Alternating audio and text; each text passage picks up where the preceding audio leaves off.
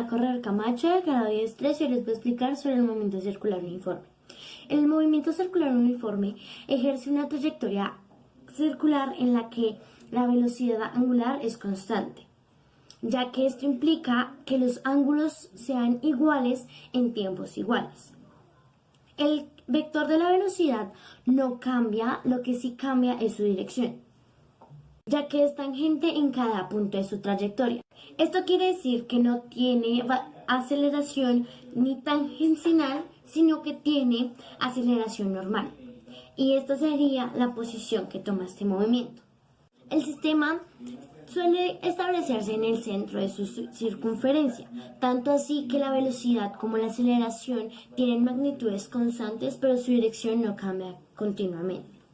Como por ejemplo podemos tomar los satélites y los puntos rotatorios que giran como ventiladores o como carruseles. Ahora imaginemos a una pelota.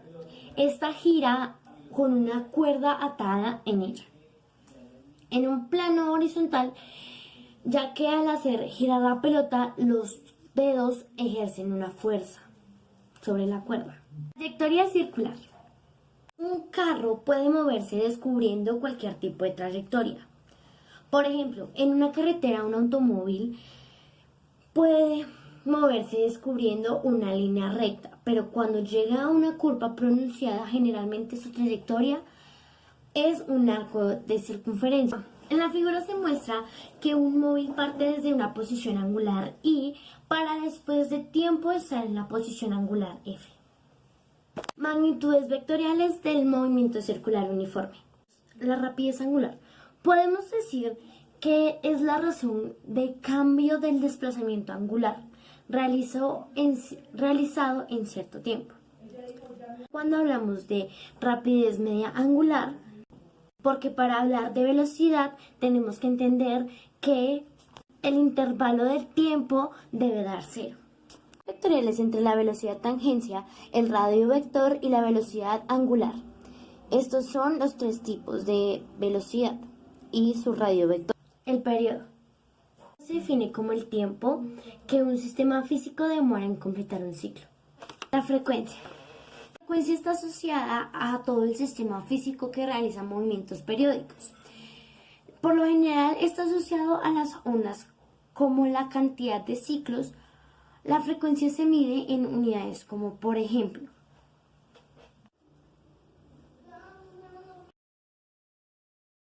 Mi nombre es Yurani Salgado. Los que les voy a exponer hoy son las condiciones del equilibrio. Las condiciones del equilibrio son las que rigen las leyes en la estática. La estática es una ciencia que estudia las fuerzas que se aplican en un cuerpo para describir su sistema de equilibrio. Un sistema está en equilibrio cuando los cuerpos están sin movimiento. Se aplican tres diferentes fuerzas. Estas son fuerzas angulares, fuerzas colineales y fuerzas paralelas. Angular. Esta fuerza actúa sobre un mismo punto formando un ángulo. Si dos fuerzas actúan sobre el mismo punto de un cuerpo, forman un ángulo. Fuerzas colineales. Esta fuerza es cuando la recta de acción es la misma, aunque las fuerzas pueden estar en la misma dirección o en direcciones opuestas. Fuerza paralela. La fuerza paralela es cuando sus direcciones son iguales, es decir, que las rectas de acción son paralelas. También pueden aplicar en la misma dirección o en sentido contrario. En nuestro alrededor podemos encontrar numerosos cuerpos que se encuentran en equilibrio. Primera condición del equilibrio, traslacional. En esta condición diremos que un cuerpo se encuentra en equilibrio. De traslación, cuando la fuerza resultante de todas las fuerzas que actúan sobre él es nula, o sea que está en cero.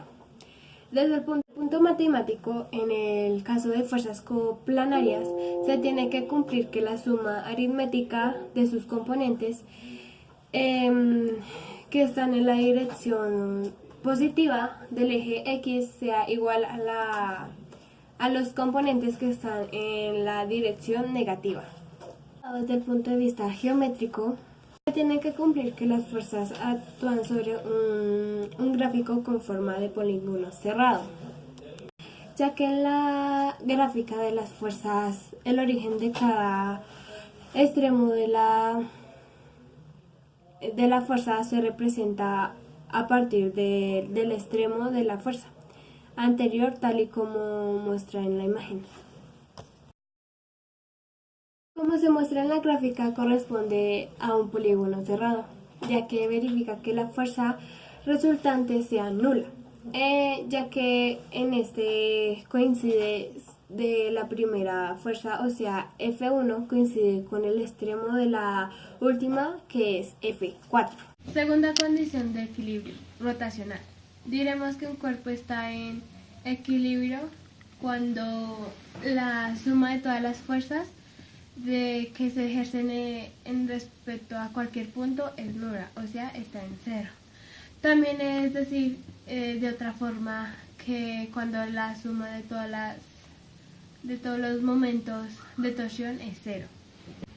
En el caso anterior, desde el punto de vista matemático, en el caso anterior en el que las fuerzas son coplanarias, se tiene que cumplir todas las sumas a partir de los momentos asociadas a las rotaciones. El cuerpo se encuentra en equilibrio cuando está en equilibrio traslacional y rotacional, cuando se verifican de forma simultánea de equilibrio de estas dos condiciones. Las condiciones del equilibrio se convierten, gracias al álgebra vertebral, en un sistema de ecuaciones cuya solución será la condición del equilibrio.